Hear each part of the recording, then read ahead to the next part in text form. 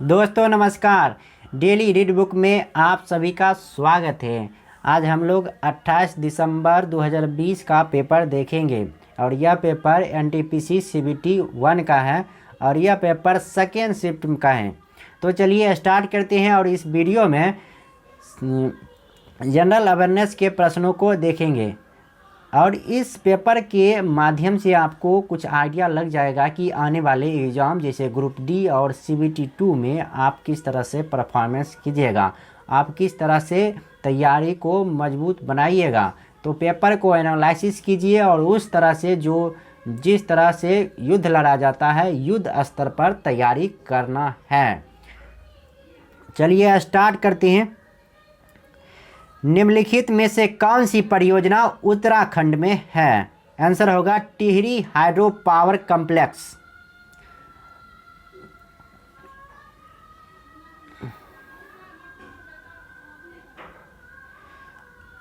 अगला प्रश्न है, सूर्य की चमकती हुई सतह को डैश कहा जाता है? इसका आंसर होगा प्रभा मंडल। सूर्य की चमकती हुई सतह को प्रभा मंडल कहा जाता है। अगला प्रश्न है, भारत सरकार ने इंद्रधनुष फ्रेमवर्क कार्यक्रम की शुरुआत किस लिए की थी? आंसर होगा सार्वजनिक क्षेत्र के बैंकों का पुनरुद्धार करने के लिए। अगला प्रश्न है, येन डैश की मुद्रा है? येन जापान की मुद्रा है। 2020 में निम्नलिखित में से किस फिल्म को सर्वश्रेष्ठ फिल्म वर्ग में फिल्म फेयर पुरस्कार मिला था? आंसर होगा गली बॉय।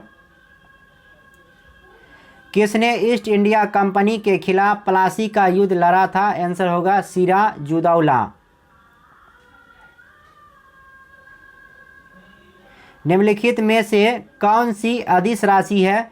द्रव्यमान अदिश राशि है, संवेग बल वेग ये सदिश राशि है।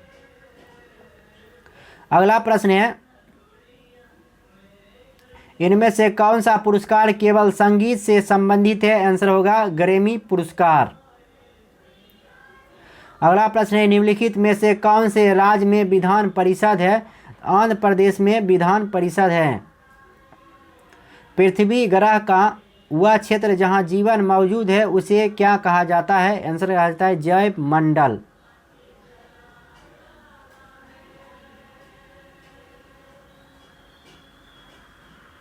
अगला प्रश्न है, भारत का पहला एटॉमिक पावर स्टेशन कब चालू किया गया था? आंसर होगा 1969 में और यही इसका नाम था तारापुर संयंत्र।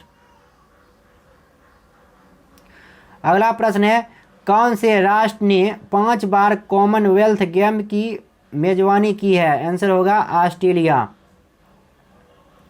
जलियांवाला बाग नरसंहार किस वायसराय के कार्यकाल के दौरान हुआ था? आंसर होगा लॉर्ड चेम्सफोर्ड। 49वीं समांतर डैश के बीच सीमा रेखा है? आंसर होगा यूएसए कनाडा के बीच।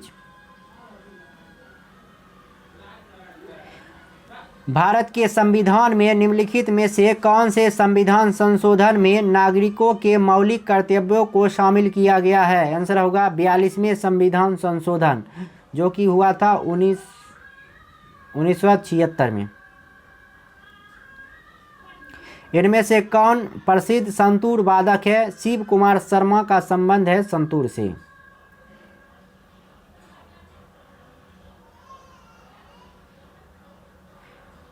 अगला प्रश्न है, सापेक्षता का सिद्धांत किससे संबंधित है? आंसर होगा अल्बर्ट आइंस्टीन। लिचेन एक ऐसा जीव है जो डैश की चेतावनी देता है? आंसर होगा वायु प्रदूषण।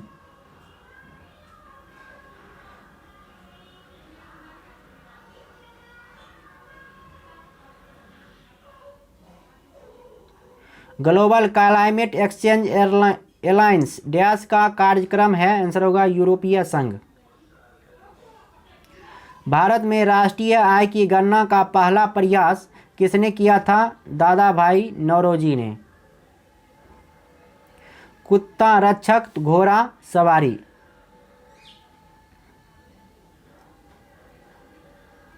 दो 2020 में आर्थिक विज्ञान के लिए निम्न में से किसने नोबेल पुरस्कार प्राप्त किया था? आंसर होगा रॉबर्ट बी विल्सन।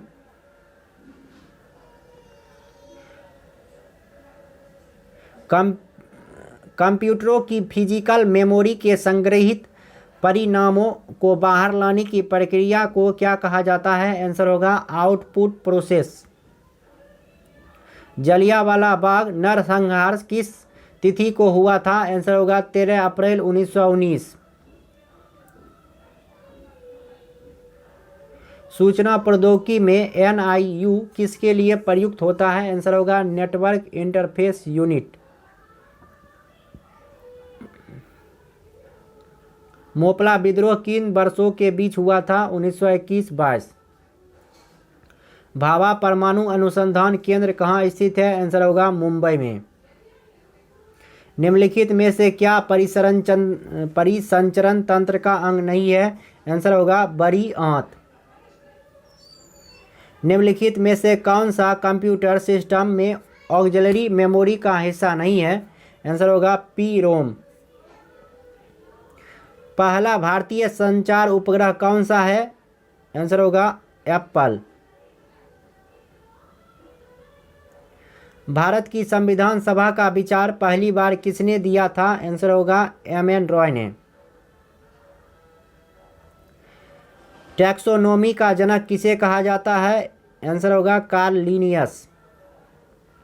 सेब से संबंधित रोग डैश के रूप में जाना जाता है? आंसर होगा फायर ब्लाइट। कौन सा रंग उर्वरक क्रांति से संबंधित है? तो धूसर। धूसर उर्वरक क्रांति से संबंधित है। नेट नेशनल प्रोडक्ट यानी NNP क्या है? तो NNP है GNP माइनस मूल्यह्रास। किस नियम के अनुसार स्थिर तापमान पर गैस का आयतन दाब के व्युत्क्रमानुपाती होता है? बॉयल के नियम अनुसार। जो तिरंगा झंडा स्टुटगार्ट में मैडम कामा ने फहराया था उसे चोरी छिपे ब्रिटिश भारत में कौन लाया था? आंसर होगा इंदुलाल याग्निक। जन शिक्षण संस्थान JSS का संचालन किसके संरक्षण में होता है? आंसर होगा कौशल विकास उद्यमिता मंत्रालय। साहित्य अकादमी का मुख्यालय कहाँ स्थित है? आंसर होगा नई दिल्ली में। प्रसिद्ध गोल गुंबज कहाँ स्थित है? कर्नाटक में।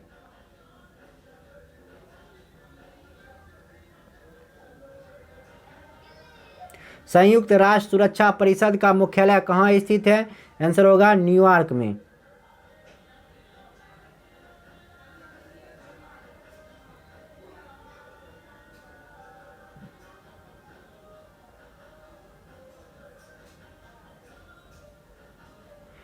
निम्नलिखित में से कौन सा निष्कर्ष दिए गए कथन से प्राप्त किया जा सकता है? व्याख्याता के पद के लिए आवेदन करने के लिए नेट उत्तीर्ण होना आवश्यक है। तो नेट उत्तीर्ण करने वाले ही कॉलेज में पढ़ाने के लिए अर्हत होते हैं। कथन निष्कर्ष का प्रश्न। दिए गए विकल्पों में से कौन सा निम्नलिखित को बेहतर तरीके से वर्गीकृत करता है? आंसर होगा हथियार। भाला, कैटापुल्स, पिस्टल, राइफल ये सब हथियार हैं।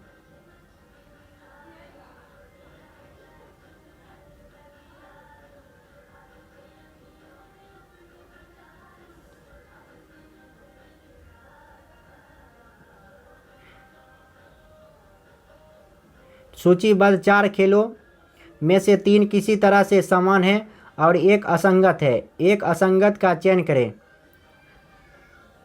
Hammer throw, discus throw, shot put, golf. तो इसका होगा गोल्फ।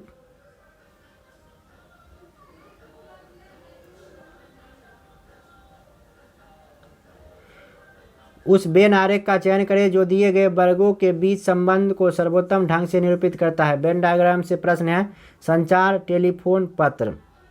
तो टेलीफोन संचार में के ही अंदर आते हैं टेलीफोन और पत्र। 4 नंबर आंसर हम।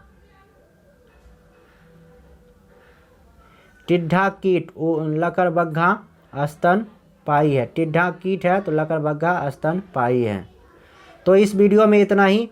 अब नेक्स्ट वीडियो में नेक्स्ट पेपर के साथ फिर मुलाकात होगी। तब तक के लिए नमस्कार, जय हिंद, जय भारत।